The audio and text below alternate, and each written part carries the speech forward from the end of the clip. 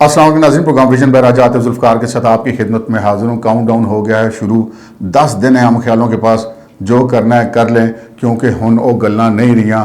और पिंडी ने करा दी है झंडी चीफ जस्टिस ऑफ पाकिस्तान को।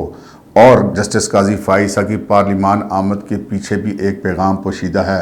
और इसके साथ ही हम आपको ये भी बताएंगे कि इमरान खान के भी अच्छे दिन अब ख़त्म हो गए हैं, जबकि तैयबा फ़ारूक गुल की सुनी गई है। ये क्या मामलात हैं, इस पर बात को आगे बढ़ाएंगे, मगर इससे पहले कि ये तमाम तफसीलात आपके साथ शेयर की जाएँ, आपसे गुजारिश है कि अगर अभी तक आपने हमारे चैनल सब्सक्राइब नहीं किया तो प्लीज़ कर लीजिए। साथ ही बेल आइकन पर दबा दीजिए ताकि जो ही हमारा कोई नया प्रोग्राम अपलोड होता है तो उसका नोटिफिकेशन फौरी तौर पर आपको मौसूल हो सके। प्रोग्राम का बाकायदा आगाज़ करते हैं जनाब। इमरान खान साहब के अच्छे दिनों के अच्छे दिन आहिस्ता आहिस्ता सिमटते जा रहे हैं, अगरचे कि उनको अभी भी बहुत सारी जगहों से लाडलेपन की सहूलियात हासिल हैं। वो कॉल परवेज़ लाई अभी तक उनकी पैम्परिंग हो रही है, लेकिन वो पैम्परिंग भी कब तक होगी, कब तक अदालतें उनके ऊपर अपनी मोहब्बत लुटाती रहेंगी। मामलात अब आहिस्ता आहिस्ता तो सिमट रही हैं, जल्द या बदेर अब वो एक जो कानून का शिकंजा उसकी जकड़ में नज़र आते हैं। इमरान खान साहब के ख़िलाफ़ इस वक्त इस्लामाबाद में 9 मुकदमात हैं जी। उन 9 मुकदमात में से 2 मुकदमात में उनको 11 अप्रैल को तलब किया गया है, जबकि 7 मुकदमात में उनको 12 अप्रैल को तलब किया गया है इस्लामाबाद पुलिस की तरफ से तफ्तीश के लिए। और तफ्तीश के लिए उन्हें कहाँ तलब किया गया है? उन्हें तलब किया गया है पुलिस लाइन्स हेडक्वार्टर में, क्योंकि वहाँ पर हज़ारों पुलिस एहलकार हर वक्त मौजूद होते हैं। तो इमरान खान साहब की तो एक आदत है ना कि वो अपने साथ बड़े जत्थे शत्थे लेकर आ जाते हैं, तो उसके सद्देबाब के लिए उनको वहाँ पर तलब किया गया है। और उसके साथ ही एक और इंक्वायरी, उस पर भी काम शुरू हो गया। वो इंक्वायरी क्या है? वो इंक्वायरी ये है कि जनाब जो तैयबा गुल, वही खातून जिन्होंने उस वक़्त अपनी मज़लूमियत की दुहाई दी थी इमरान खान साहब जब वज़ीर-ए-आज़म थे पाकिस्तान के, तो उन्होंने जो सिटीज़न पोर्टल पर अपनी एक शिकायत डाली थी और कहा था कि जनाब उस वक्त के जो चेयरमैन नायब जावेद इकबाल हैं वो उनको ब्लैकमेल कर रहे हैं, और उन्होंने उनकी वीडियोज़ बना ली हैं। और फिर क्या था, फ़ौरन जनाब तैयबा गुल को तलब किया गया। आज़म खान साहब थे प्रिंसिपल सेक्रेटरी, वो उन तक पहुँचे, उनको बुलाया गया, उनसे तमाम वीडियोज़ ले ली गई और उसके बाद उनको 1 माह से ज़ायद अरसा तक शोहर समेत प्राइम मिनिस्टर हाउस में अमलन महबूस कर दिया गया। और रियासत मदीना का जिसका नारा लगाते इमरान खान साहब, उनके अमीर वो ख़ुद थे। और अमीर साहब ने यह किया कि उनमें से एक वीडियो अपनी मर्ज़ी के एक टीवी चैनल, अपने एक दोस्त के टीवी चैनल पर मुबैना तौर पर चलाई, और जो चेयरमैन नायब हैं जावेद इकबाल, उनको वो एक मैसेज दे दिया कि भाई अब तुमने जो कुछ करना हमारे कहने पे करना। तो फिर उसके बाद चिरागों में रोशनी ना रही। इमरान खान और उनके साथियों के खिलाफ जितने नायब में मुकदमे थे सारे क्लोज़ हो गए, और इमरान खान साहब के जितने मुखालफिन थे सारों को जेलों में डाल दिया गया बगैर किसी मुकदमे के भी। तो वो फिर तैयबा गुल को तो फिर एक उस बेचारी के साथ तो जो गुजरी वो वही जानती हैं। लेकिन कब तक आखिर ये होना था? आखिर हर अंधेरे के बाद एक सवेरा तो ज़रूर होता है। वो सवेरा लगता है तैयबा गुल के लिए शायद अब आना शुरू हो गया, क्योंकि जो नैब कोर्ट है लाहौर की, उन्होंने उसके जज हैं राव अब्दुल जब्बार खान, उन्होंने हुक्म दिया है IG पंजाब और IG इस्लामाबाद दोनों पर मुश्तमिल एक उन्होंने टीम बना दी है, और कहा है कि वो तैयबा गुल के मामलात की तमाम तर इंक्वायरी करें। उस इंक्वायरी पर जो IG इस्लामाबाद हैं अकबर नासिर खान, उन्होंने नोटिस जारी कर दिए जनाब, तलब कर लिया है उन्होंने इमरान खान को और इमरान खान साहब के उस वक्त के जो प्रिंसिपल सेक्रेटरी थे आज़म खान को, और जो एक निजी टीवी चैनल के मालिक थे ताहिर खान, उनको तलब कर लिया है। और तैयबा गुल और उनके शोहर तो यकीनन होंगे ही। तो अब ये इंक्वायरी आगे बढ़ती हुई दिखाई दे रही है। अब इमरान खान साहब ने करना क्या है? हमारे पास जो ज़राए की इत्तला ये है कि वो कल और परसों जो अपने खिलाफ FIRs हैं 9, जिनका मैंने आपसे जिक्र किया था कि 2 में उनको 11 अप्रैल को बुलाया गया और 7 में उनको 12 अप्रैल को बुलाया गया, उनमें वो पेश नहीं होंगे तो क्या होगा? एट द एंड फिर वो इंक्वायरियाँ जो हैं वो या जो तफ्तीशें हैं वो एक तरफा तौर पर यकसू कर दी जाएंगी, उनकी रिपोर्ट्स बना दी जाएंगी और इमरान खान को मुलज़म के बजाय मुजरिम डिक्लेयर कर दिया जाएगा, पुलिस उनको चलान कर देगी। लेकिन देखते हैं, हो सकता है इमरान खान साहब अभी भी, चूँकि अदालतों से उनको काफ़ी सहूलियात हासिल हैं, कि वो इन मुकदमात में शायद इन तफ्तीशों के लिए भी कुछ सहूलियात हासिल करने की कोशिश करें, और जो तैयबा गुल वाली इंक्वायरी है उसमें भी वो कोशिश करेंगे। लेकिन बहरहाल अब उनको कब तक ये सहूलियात हासिल रहेंगी ये देखने वाली बात है। आगे बढ़ते हैं जनाब उस खबर की तरफ जो मैंने आपसे अर्ज़ की थी कि हम ख्यालों के आखिरी दिन है, काउंट डाउन शुरू हो गया, आखिरी 10 दिन है। हम ख्यालों के आखिरी 10 दिन से मेरी मुराद ये नहीं कि उसके बाद ये हम ख्याल जजेस जो हैं वो जज नहीं रहेंगे, उससे मेरी मुराद ये है कि आज supreme court practice and procedure بل تھا وہ پارلیمنٹ کے جوائنٹ سیشن میں اس کو پاس کر لیا گیا اور پھر وہ دوبارہ صدر مملکت کے پاس بھیج دیا گیا اور اب کی بار صدر مملکت صاحب اگر 10 دن تک اس پر دستخط نہیں بھی کرتے تو 10 دن کے بعد یہ جو آج قانون پاس ہوا یہ اس کو عملی شکل مل جائے گی اور یہ نافذ العمل ہو جائے گا. تو یہی 10 دن ہیں. ان 10 دنوں کے اندر جو انہوں نے وہ جیسے الیکشن کے لیے جو انہوں نے توہین عدالت کے نوٹس چلانے ہیں, جو کارروائیاں کرنی ہیں وہ کر سکتے ہیں. 10 دن کے بعد جو ہے وہ از خود نوٹس کا اختیار جو ہے وہ چھن جائے گا چیف جسٹس صاحب کے پاس اور وہ ایک 3 رکنی کمیٹی کے پاس چلا جائے گا, جبکہ دیگر جو معاملات ہیں ان کے اندر بھی ان کے اختیارات بہت زیادہ محدود ہو جائیں گے. یہ ایک بری خبر ہے ان چیف جسٹس صاحب کے لیے اور ان کے ہم خیالوں کے لیے, کیونکہ وہ بہرحال اس قانون کے خلاف ہیں.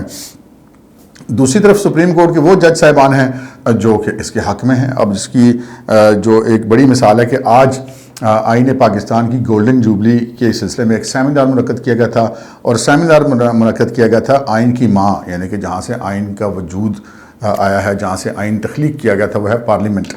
تو اس پارلیمنٹ کے اندر اس کی تقریبات تھیں اور اس میں چیف جسٹس آف پاکستان سمیت تمام ججز کو دعوت دی گئی تھی اور چیف جسٹس صاحب چونکہ تشریف نہیں لے کے گئے اور صدر مملکت کو بھی بلایا گیا تھا وہ بھی تشریف نہیں لے کے گئے. البتہ جسٹس قاضی فائز عیسیٰ جو کہ چیف جسٹس کے بعد سینئر ترین جج ہیں سپریم کورٹ کے اور مستقبل کے آئندہ 3-4 ماہ کے بعد وہ چیف جسٹس بن جائیں گے, وہ جب پارلیمنٹ ہاؤس پہنچے اور وہاں پر تمام اراکین پارلیمنٹ نے ان کا بڑا زبردست قسم کا استقبال کیا اور یہاں پر بالخصوص قائم علی شاہ کو بھی انوائٹ کیا گیا تھا, سابق وزیر اعلیٰ سندھ کو. قائم علی شاہ اگرچہ کہ قومی اسمبلی کے ممبر نہیں ہیں یا پارلیمنٹ کے ممبر نہیں ہیں, لیکن یہ چونکہ ایک سیمینار تھا تو ان کو اس لیے انوائٹ کیا گیا تھا کہ وہ اس اسمبلی کے رکن تھے جس اسمبلی نے یہ آئین بنایا تھا. اس میں قائم علی شاہ صاحب کے بھی دستخط موجود تھے تو وہ بھی وہاں پر موجود تھے. وہاں پر جو انہوں نے تقریر کی وہ انہوں نے آئین اور قانون کی بالادستی کے والے سے تقریر کی, کیونکہ وہ کوئی سیاسی تقریب نہیں تھی, ایک آئین کی جو گولڈن جوبلی تھی اس کی تقریب تھی. لیکن اس کے پیچھے وہ میں آپ سے اکثر اپنے پروگرامز میں یہ بات کرتا ہوں کہ ہر بات کے پیچھے ایک بات ہوتی ہے اور وہی ساری بات ہوتی ہے. قاضی فائز عیسیٰ کا پارلیمنٹ میں جانا, اس سیمینار میں شریک ہونا اور وہاں پہ جا کے اپنی بات کرنا, اس کے پیچھے ایک پیغام پوشیدہ ہے. وہ پیغام یہ پوشیدہ ہے کہ جسٹس قاضی فائز عیسیٰ جو کہ آنے والے چیف جسٹس ہیں ان کو کوئی اعتراض اس بات پر نہیں ہے کہ چیف جسٹس کے اختیارات کیوں کم ہو رہے ہیں اور وہ اختیارات ایک 3 رکنی کمیٹی کو کیوں منتقل کیے جا رہے ہیں از خود نوٹس کی حد تک جو ہے اس کا مطلب ہے کہ ان کو کوئی اعتراض نہیں ہے. اور پھر دوسری بات کہ چونکہ آئین نے جنم لیا ہے پارلیمان کی کوکھ سے تو وہ پارلیمان کی بالادستی کو تسلیم کرتے ہیں. یہ بات ہر آئین پسند اور قانون پسند شہری کو یقیناً پسند آئے گی جو بھی پاکستان کے اندر جمہوریت کی بات کرتے ہیں, آئین اور قانون کی بات کرتے ہیں.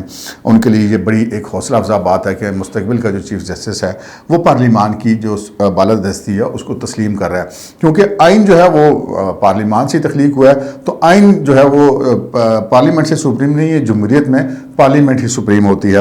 تو وہاں پر جو جسٹس قاضی فائز عیسیٰ کے جانے سے جہاں جمہوریت پسند اور آئین پسند جو طبقے ہیں ان کے لیے وہ ایک تقویت کا باعث تھا, وہاں بہت سارے لوگوں کے پیٹ میں مروڑ بھی اٹھ رہے ہیں اور سارے کہہ رہے ہیں جسٹس قاضی فائز عیسیٰ پارلیمنٹ کیوں کہ لگے ادھر چور بیٹھا تھا ادھر ڈاکو بیٹھا تھا. بھائی ان میں سے کوئی چور ڈاکو ثابت نہیں ہوا, اور ایک جو جج ہوتا ہے نا وہ ثبوت کے بغیر کوئی بات کسی کی نہیں سنتا, اور نہ ہی کوئی چور ڈاکو جو ہے وہ پھر ڈاکو ثابت ہونے کے بعد پارلیمنٹ میں بیٹھتا ہے, وہ پھر جیلوں میں ہوتا ہے, وہ پارلیمنٹ میں نہیں ہوتا. اور جو جیلیں کاٹ کے آ جاتے ہیں پھر وہ مجرم نہیں ہوتے, یعنی کہ اگر وہ ضمانتوں پہ آ جاتے ہیں یا ان کے کیسز ختم ہو جاتے ہیں. تو اس کی یہ ایک یہاں پہ ایک بنیادی طور پر ایک فرق ہے. ثاقب نثار صاحب تھے, وہ الیکشنوں میں باقاعدہ پی ٹی آئی کی کمپین کے لیے جایا کرتے تھے. وہ جناب پاکستان سے لے کے لندن تک جو ہے وہ پاکستان تحریک انصاف کے سیاسی تقریبات میں شریک ہوتے تھے, ان کی فنڈ ریزنگ کی تقریبات میں شریک ہوتے تھے, لیکن یہاں پر ان پر کسی نے کوئی اعتراض نہیں کیا پاکستان تحریک انصاف کے کسی بندے نے. لیکن جسٹس قاضی فائز عیسیٰ پر بڑا اعتراض ہے, کیونکہ قاضی فائز عیسیٰ کسی کی مانتا نہیں ہے, وہ چلتا ہے آئین اور قانون کے مطابق. نہ تو اس کا کوئی ٹرکوں کا کوئی ایشو ہے, نہ ہی اس نے کوئی پلاٹوں کا کوئی ایشو ہے, اور نہ ہی اس کے کوئی ایسے معاملات ہیں. تو جو ایسا شخص ہوتا ہے, اگر کوئی بندہ یہ کہے نا کہ جسٹس قاضی فائز عیسیٰ محض کسی پارٹی کی مخالفت کی وجہ سے کسی دوسری پارٹی کو سپورٹ کر دے گا, تو وہ پھر قاضی فائز عیسیٰ کو ٹھیک طریقے سے جانتے نہیں ہیں. جسٹس قاضی فائز عیسیٰ آئین اور قانون کی بھی بات کرے گا, چاہے وہ کسی کے حق میں جائے چاہے وہ کسی کے خلاف جائے. ہماری تو کم از کم ان کے بارے میں یہی حسن ظن ہے اور امید ہے کہ وہ ایسے ہی ہوں گے, ایسے ہی وہ ہیں اور آئندہ بھی ایسے ہی رہیں گے. تو یہ ایک بیہائنڈ دی لائنز ایک پیغام تھا کہ جو مستقبل کا چیف جسٹس ہے وہ پارلیمنٹ کی بالادستی کو تسلیم کرتا ہے، جو کہ ایک بہت جو طاقت دینے والی بات ہے ایسے طبقات کو جو آئین پسند طبقات ہیں۔ اچھا، اس وقت سچویشن یہ ہے کہ جناب خبریں ایسی ہیں ذرائع کے مطابق کہ ماضی میں تو یہ ہوتا تھا نا کہ جو ایک پروجیکٹ عمران خان تھا اس کے بہت سارے کردار تھے، اس کے اثرات ابھی تک موجود ہیں۔ اور آج بلاول صاحب نے جو تقریر کی ہے وہ بڑی خوفناک تقریر کی ہے۔ انہوں نے کہا تھا کہ ہم یہ سمجھتے تھے کہ سازشیں ختم ہو گئی ہیں، اور انہوں نے کہا کہ لیکن ان سازشوں میں ملوث لوگ آج بھی عدلیہ میں موجود ہیں۔ ان کا اشارہ ہم خیال ججوں کی طرف تھا۔ اب ہم اس بحث میں نہیں پڑتے کیونکہ جو چیف جسٹس صاحب ہیں ان کے خلاف بھی 2 ریفرنس آ چکے ہیں پرائیویٹ لوگوں کی طرف سے، اور جو جسٹس مظاہر نقوی ہیں ان کے خلاف بھی 4-5 ریفرنس آ چکے ہوئے ہیں، تو وہ تو خود ریفرنسز کی زد میں ہیں۔ تو اب ان پہ ہم کیا بات کریں، یا آخری 10 دن ہیں ان کی یہ پوری کوشش ہے کہ عمران خان صاحب کو یہ کسی نہ کسی طریقے سے وہ اپنے اختیار کو استعمال کرتے ہوئے الیکشن دلوا دیا جائے۔ اب وہ الیکشن کیوں دلوانا چاہتے ہیں اس پر بھی ہم آگے چل کے بات کریں گے، لیکن یہ جو بات ہے کہ سازشیں ہم سمجھتے تھے کہ ختم ہو گئی ہیں لیکن وہ ختم نہیں ہوئی، تو وہ بلاول صاحب کی بات جو نہیں وہ بڑی امپورٹنٹ ہے۔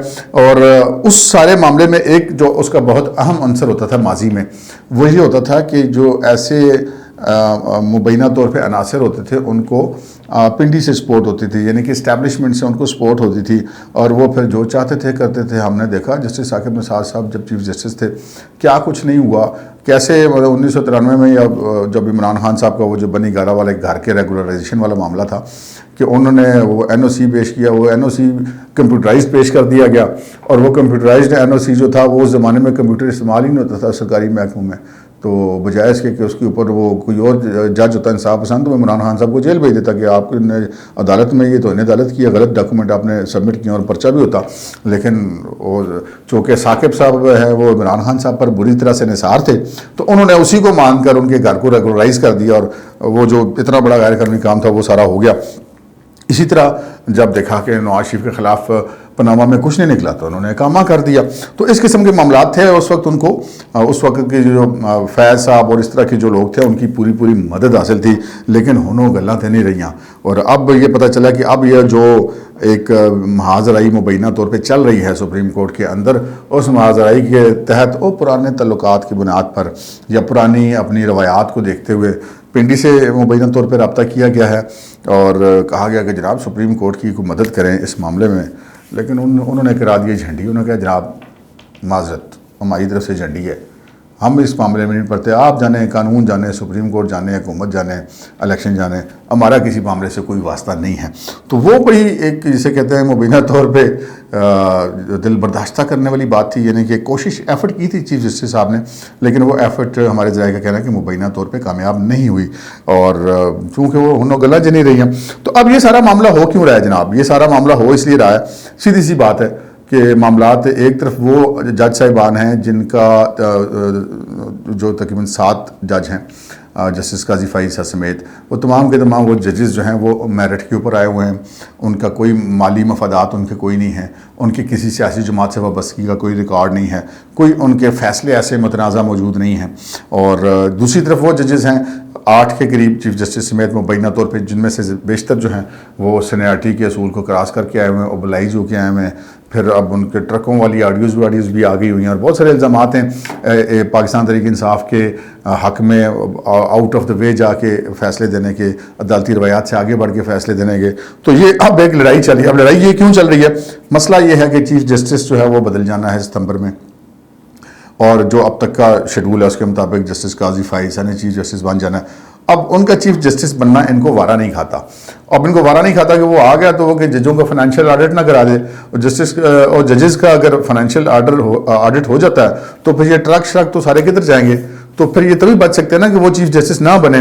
تو وہ چیف جسٹس ایک ہی صورت میں نہیں بن سکتے کہ پارلیمان جو ہے ایک نئی قانون سازی کر دے اور وہ کہہ دے کہ جی ججز کی عمر کی حد بڑھا دی جائے، اور یہ جو موجودہ چیف جسٹس صاحب ہیں ان کو 3 سال اور مل جائیں، تو پھر وہ قاضی فائز صاحب کا نمبر تو بیچ میں گول ہو جائے گا۔ تو وہ تبھی ہو سکتا ہے کہ عمران خان صاحب آ جائیں۔